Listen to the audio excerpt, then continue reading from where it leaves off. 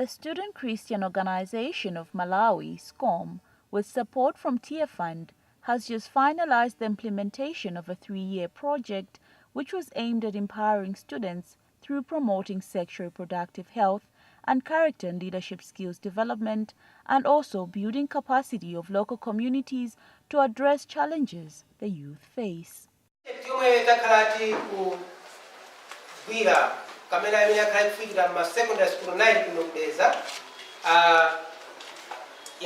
Reducing new HIV infections among secondary school students.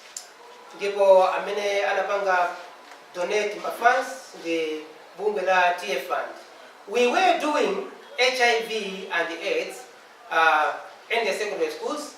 Kwa maana tunaongezeka element yaikulu ya leadership empowerment usogolere kuti achinyamata adziwe kuzisogolera oka kuzinthu zabwino. Cholinga chachikulu cha project ndipo chepesa kufala kwa kachilombo ka HIV/AIDS, reduce new HIV infections among the youth. Ndiye cholinga chachikulu.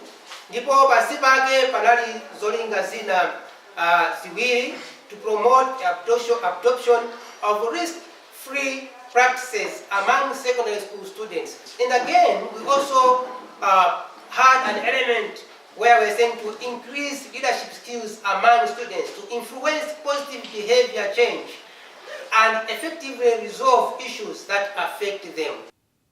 The project, which was titled Reducing New HIV Infections Among Secondary School Students, was implemented in 9 secondary schools and surrounding communities in Dedza district. We are involved in HIV and AIDS activities because we know HIV is affecting people, and the students are people, they are human beings, and there is no way we can address students meeting their spiritual needs without tackling social issues that are affecting them on a daily basis. And HIV is one of the social issues that is affecting students in so many ways. There are some who are living with HIV. There are some who have been affected, they've been orphaned by HIV. Others are nursing sick parents due to HIV and AIDS. And that affects their academic life. It affects their spiritual life as well. And that is why we thought it wise not only to be talking about the spiritual issues, but also any other social issues that are affecting them, including HIV and AIDS. We make sure that we provide empowerment in the areas of like information and knowledge. They should know what to do and what they want in life and how do they become what they want in life. At the same time, we empower them with the skills, how they can live, how they can make decisions in this life. At the same time, skills for preventing HIV, being able to say no to sex before marriage, and concentrating on their academics. And we realize that students are leaders of tomorrow, and that the future of Malawi depends on the quality of students, of young people that we have today. During the course of the project, SCOM facilitated a working relationship among the church, school and community leadership in building a generation of students that are responsible and less vulnerable to infections.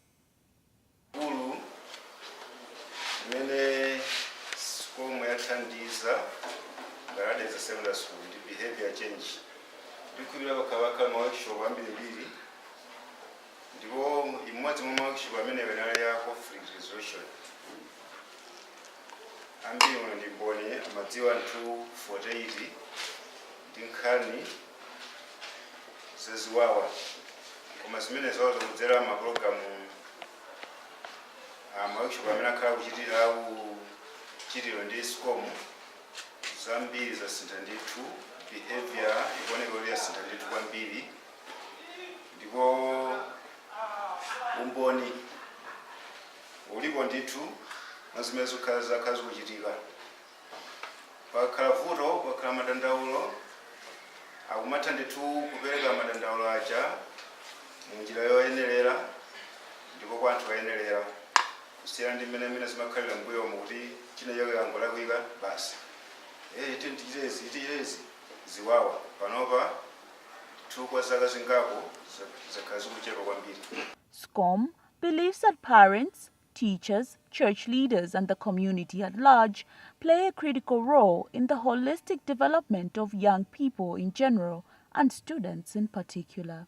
The project was therefore designed in a way that would empower all these groups in order to influence positive behavior change in the students. As a result, visible changes have been evident in the students' behavior and lifestyles within the years the project has been running. Choyamba paumbi ana otenga mimba acheperapo kale papakhala ana ambiri amene amakhala kuti apezeka kuti asiya sukulu chifukwa choti atenga mimba, koma panopo acheperapo zimene zikuonesa kuti mchitidwe opanga zachiwerewere wacheperapo pa umbi. Komanso zophwanyaphwanya izi zachepanso kuyambira 2015 kuzafika pano sukulu ya umbi sinaphwanyidwe. Behavioral change on the part of the youth is critical in the response to HIV and AIDS. The project worked to increase leadership skills among students to influence positive behavior change by adopting risk-free behaviors and effectively resolving issues that negatively affect them. Kutabwera ku meeting yokuzana ndi SCOM kwenikweni yupanga focus pa maphunziro ana ngati ife ophunzirafe zimene zimatichitikira pa moyo wathu wa tsiku ndi tsiku zokuzana ndi sukulu kuti maphunziro athu apite patsogolo ndi njira zimene timakomananso ndi mavuto osiyanasiyana ndi pofuna kupeza njira zothetsera mavuto amene timakomana nawo kuti zapanga achieve chimene timafuna kudzakhala mtsogolo. Program ya SCOM yatipindulira pa spiritual life. Anthu ena adalolowelera kwambiri masukulumu amapanga mwina mukumwamowa kupanga zinthu zosayenera ngati zachiwerewere. Ndiye program imene itabwera inathandiza anthu ambiri kuti adziwe kuti chimene ali kuti angopanga focus pa maphunziro awo osatenga zinthu zambiri zimene zingaonongere tsogolo lawo kuti azapanga achieve chimene akufuna. Komanso yatibweretsera kuti tizikhala ndi luso pa utsogoleri ngakhale tili ana ku masukulu kwathuko zimene zikutipangitsa zoti tipange china chake cholozeka pamaso pa anthu ngakhale tisali kuti tisanafike pa chomwe timafuna kudzapanga. The students, through the leadership trainings, have been able to organize and participate in special activities which showcase the skills acquired from the trainings. One such activity was an open day which offered students an opportunity for constructive dialogue with various stakeholders in order to address different issues that affect their physical, social, and academic well-being.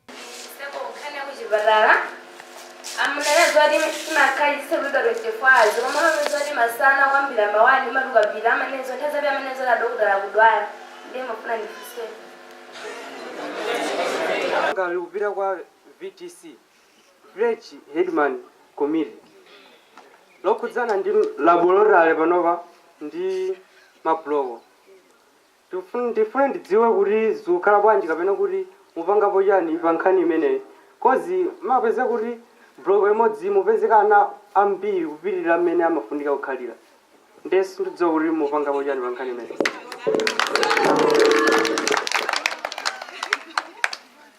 The church continues to play a vital role in the upbringing of youth in society.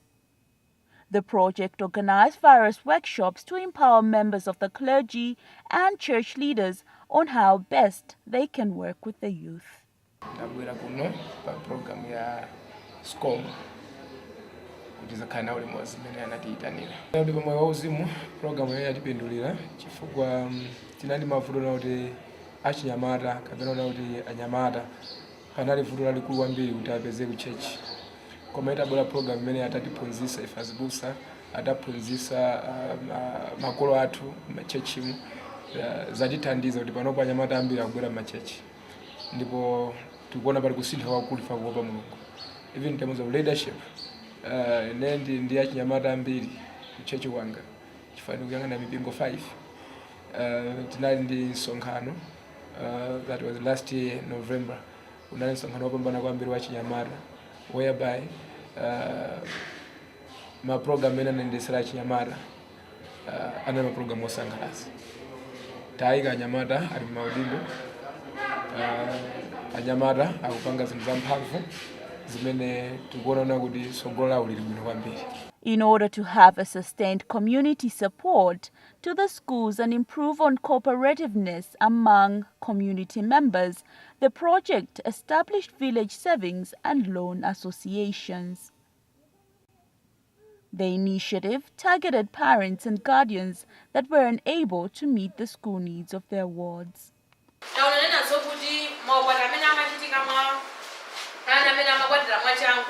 Mwakatamena machitika chitika pano pamene mwatuza mutani zoti ajezetsedwa kutenga mimba mosembegezera mwachanguso zikuoneka kuti zajezetsedwa angakhale ana kusiya skulu zikuonekanso kuti zakani zachepa. Another thing ndiyokuti high retention rate of girls imene ndiyokuti ana akukhalitsa mu skulu ana atsikana eti mwina umayamba from 1 umamaliza from 4 sizikutero ma skulu. It's also achievement imene yachitika pa project ya SCOM. Inandya economical empowerment. Imene ikubwera ifaja unazo kuti munena zoti mabanki moods. Achievement ina ndiyo kuti HIV AIDS among the students has been reduced. Sinanga munena zoti ana momana ndila madikoti kuti mwina ana secondary yakuti akumapita kotani kokayezesa kwambiri. Ndiye kuti ana atakakhazo kuti akumayezesa obviously it was okay to remanga mulibwino. Next thing imene tikuyenera kuchita ndikuziteteze sinanga pali pamene afuna kugwa mu kangaudewo ndiye kuti alesa zoti okay ngati nenda pezeta zokuti panopa am okay. Next thing imene tikuyenera kupanga ndiyo kuti ndiziteteze sichoncho ana school ndizimene mumapanga mukakhala zoti mabwera yako bwino olala khazo sana bweko bwino. Next thing imene amapanga ndiyo nena zokuti akhale no ozisamalire odziwa pene alili sangakhaleso kuti munafuna opasira zawe sinangome kuchakhona abaso phungo tani phungo enelera. HIV testing and counseling is one of the key activities that was promoted and carried out by the project. Some of the counselors participated in workshops aimed at sharing best practices on youth engagement. Is there a chance you will follow up? Murabilizo council na embassy outside time show or mudigira bendala funding kuti mutsanire mukuja koma kunena chilunga wa counselors sikuti tingatime kuti anthu ambiri mafusa tikakhala kuti tathana naye mmene muja tampanga lifa ngati wayali ngaziti makharati anaye osale soti tinene kuti bodi anthu tikutani kuchita chani koma timakhala kuti tampanga lifa wapita kuyalati khani je makauta thana naye pamene baje timanasa thayela ya tirisa naye koma olili ngane kuti na ayalati chiro yawo it's physical ambase makwala onkaniza tubirani basi special counselors muna sonde chawunyeza umodele kugeregeza ngati masiku apita watu timachita dimonga mmene akunenera zanga kuti tikango patsamaniza tsiacha mwina mkungo mwozo uri pomwe nalo ndipo basi tasiyanali kumabe pang'ono chifukwa cha kubwera kwa mapartners monga ngati ngayake bafu akumalimbikitsanso kuti munthu jabe ndithuwo ifeyo tizipita lukukwera tikuja kukuona kuti mmene munthu jatinamboyetsa kuno kuti iyeyo akisema mfala zipati. There are two observations that SCOM has made through these exercises. First, there are those large numbers of students who are receiving HTC for their first time. In Dedza, for example, in 2013, out of 1,805 students, 673 received the exercise for the first time, and in 2016, out of 1,848, 1,422 received the exercise for the first time. It is saying that mobile HTC is an exercise the students would want to go through. They want to receive it, and as soon as they hear it's there on their doorsteps, they are going to grab it first time. Again, the second observation is about the low number of students who are testing positive, where large numbers are testing negative. We had a similar project in Balaka in 2012 in 19 secondary schools, where out of 2,652 students, only 18 tested positive.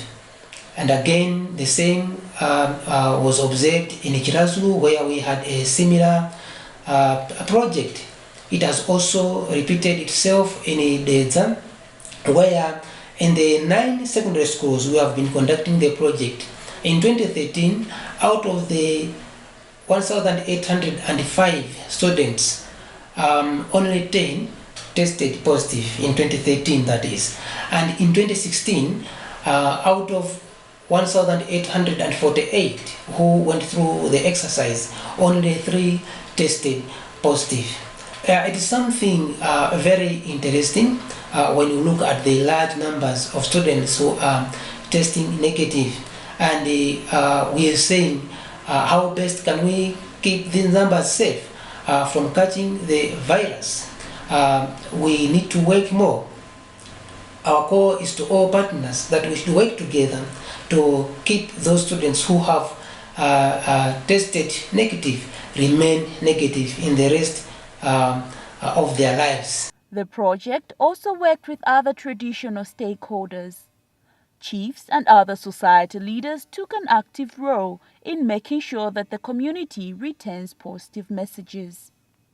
Bungwe la sikomu linaliphunzitsa masamalidwe ana pa zikhalidwe zathu zola kuyika zimene ife timazitenga ngati makolo nkumazitsimikizira kuwana kuti ana atipezeka kuti njira imene yoti akhunza kutengera maphunziro inali yovuta kwambiri chifukwa cha kuzikizira pa zimene zimachitika kuchokera ku makolo.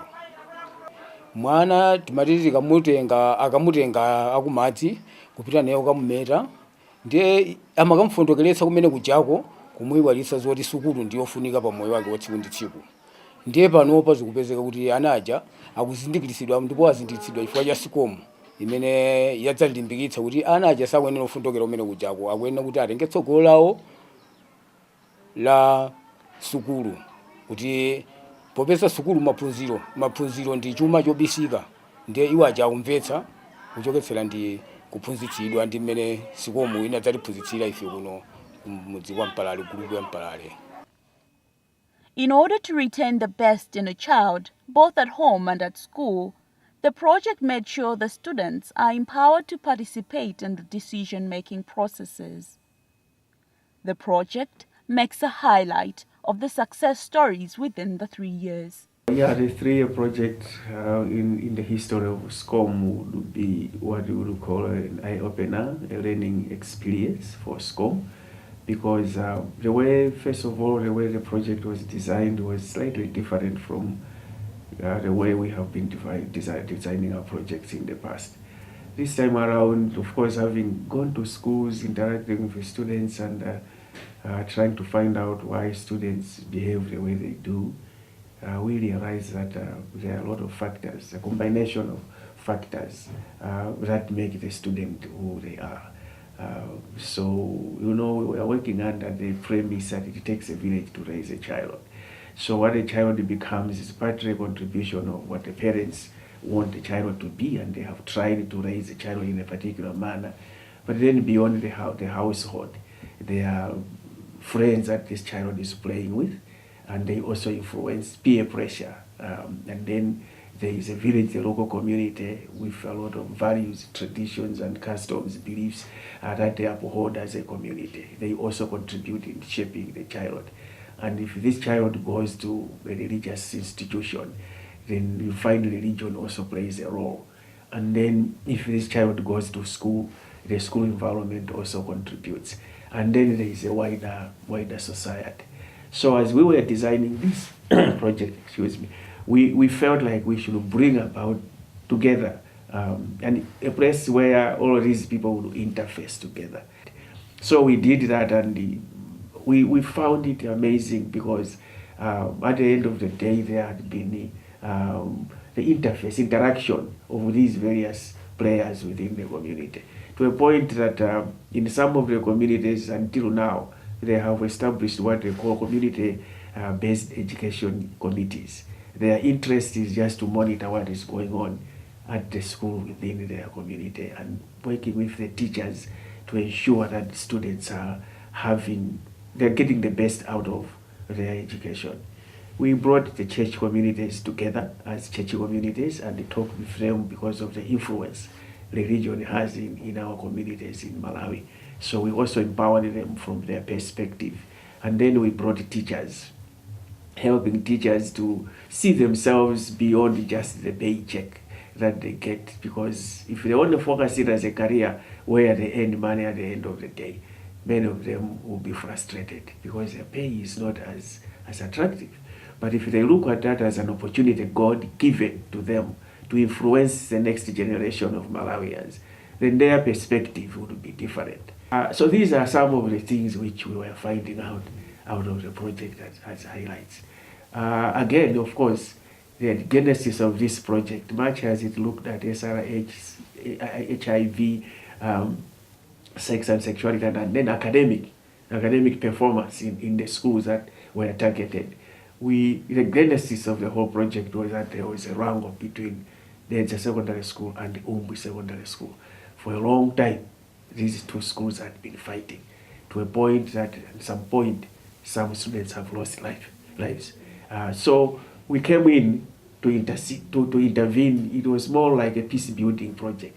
But then Tearfund said, why don't you make it a little bit of complex? Instead of just looking at peace building, conflict management, why don't you look at issues of peace building, conflict management? Why don't you look at issues of leadership, issues of HIV and AIDS, issues of SRH, and even academic performance? So it was like a project that was complex, though it was carrying the name HIV as the main driver. It was a project that was looking at all these factors and to be kind of holistic in our approach to the student.